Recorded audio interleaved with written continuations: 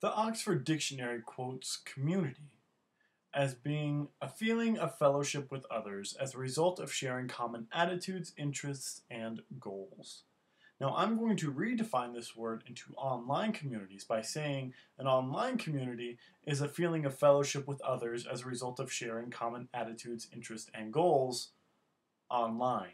Now, that may seem pretty redundant, but that's my point. I don't think there is a huge difference between an in real life community and a virtual community because both of them are existing regardless if they're in a virtual space or a physical space. So let's speak to community for a second.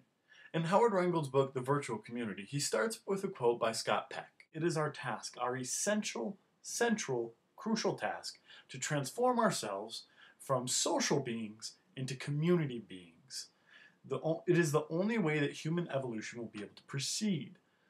That's a pretty hefty statement. It is the only way the human race will be able to proceed is if we form these communities. I'm going to take that idea of a community and I'm going to marry it with the concept of the crowd as defined by Howard Rheingold in his book Smart Mobs in 2002. Now these smart mobs I believe were originally defined by Professor Raphael of the University of San Diego, and he defines that the crowd is a sort of medium. Okay, and that's the first point. A crowd is a sort of medium.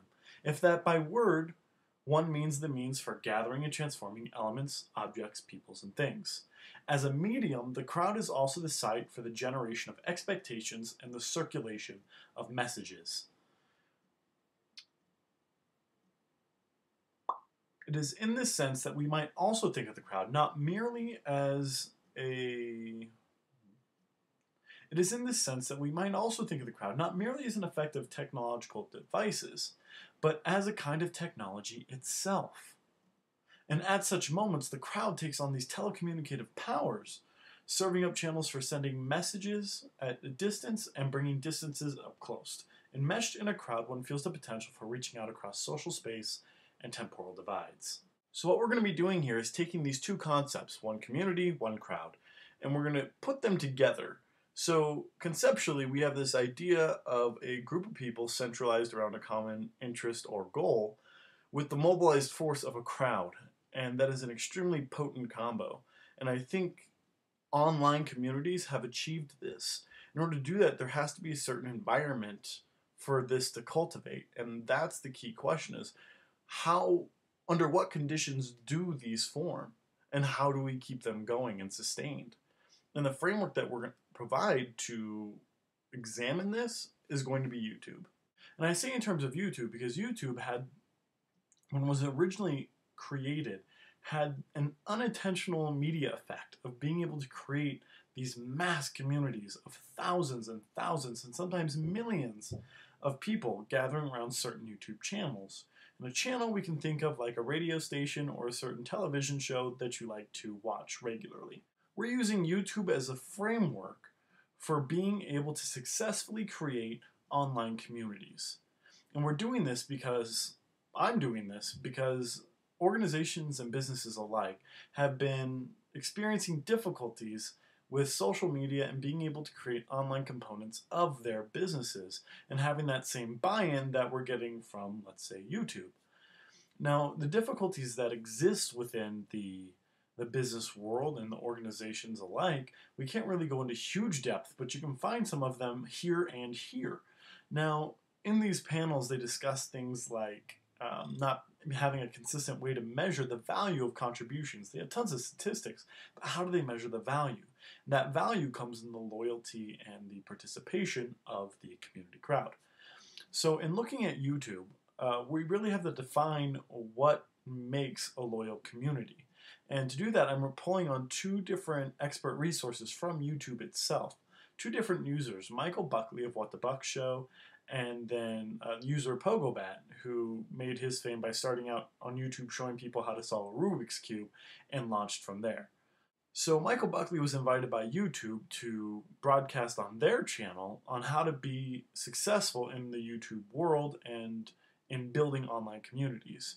Michael Buckley spoke of things like always being genuine, number one, genuine in your content that you create and your responses and how you treat everybody else, which leads into how you build your community. So don't refer to them as fans, but rather your community or your subscribers. How do you identify yourself within that community?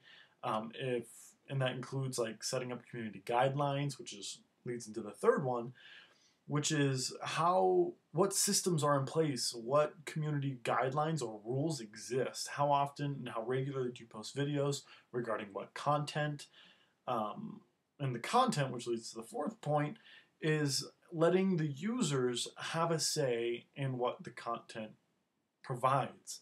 So yes, it is user-generated content, but this is end user or end receiver influenced user-generated content, if that makes any sense at all. So we're going to take those ideas in mind in terms of a community being able to self-regulate itself and create community guidelines. And then Dan Brown, or user Pogobat, he speaks to new media studies quite frequently in his videos. And specifically, when he talks about new media, he sees that the new way of participating with these new media, such as his YouTube channel, is not by them responding to him, but by his users responding to each other. We are moving away from I have to respond directly to the source, but rather I'm going to enjoy the community I'm in this content. So he's providing a platform for everybody else's experience. With that being said, the two things we're really looking at in building online loyal communities, specifically in YouTube, is the ability within a set amount of comments, so we are evaluating the non-video responder, so this is just text-based, so the unseen responder. So within the text comments, we're going to be looking at the loyalty of the subscriber base by looking at comment policing and interactivity. And the way these two things are going to be measured is that with the comment policing, you look at a set of comments and users have the ability to mark something as spam, which hides it, thumbs down it, which hides it, or give it a plus, which creates more attention to it. So out of a set list of comments, which we'll go over and procedures and everything like that, we're going to be looking at what percentage of the comments are self-regulated by the community. And then on the flip side, we're also going to be looking at how much of these comments are in response to each other as opposed to the video in and of itself. And in the results section, which will be at the end of this two-part video segment, we'll be looking at what the results are and what implications that can have. What are these YouTube channels doing specifically that we can emulate in organizations and businesses to have successful online components?